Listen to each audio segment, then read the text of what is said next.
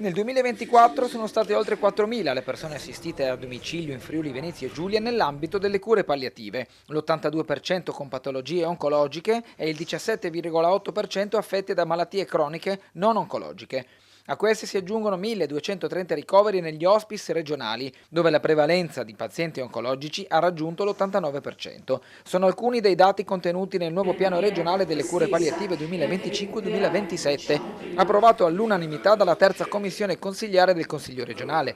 Il documento, elaborato dalla Direzione Centrale Salute, definisce gli interventi per rafforzare e rendere più omogenea la rete delle cure palliative sul territorio, con l'obiettivo di garantire una presa in carico tempestiva, continuità assistenziale e un approccio multidisciplinare a sostegno di pazienti e famiglie. La cura palliativa non può fermarsi soltanto al tema oncologico, la vita è a tempo per tutti e quindi la vita deve essere vissuta nel migliore dei modi e noi dobbiamo garantire a tutti di poterla vivere nel modo migliore.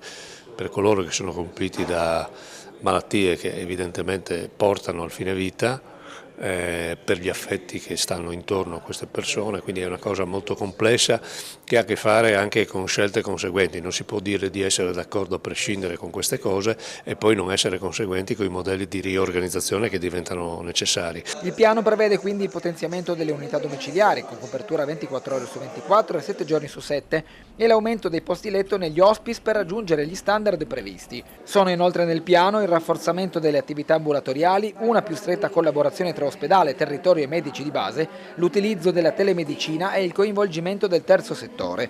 Un programma formativo pluriennale coinvolgerà infine 350 professionisti sanitari. Il voto di assenso non è assolutamente una delega in bianco, perché un tanto lo dobbiamo naturalmente non solo alle famiglie e agli ammalati, ma anche ai professionisti che hanno redatto questo piano di potenziamento della rete, che sono quelli che lavorano ogni giorno nell'ambito delle cure palliative a domicilio negli ospedali e negli hospice.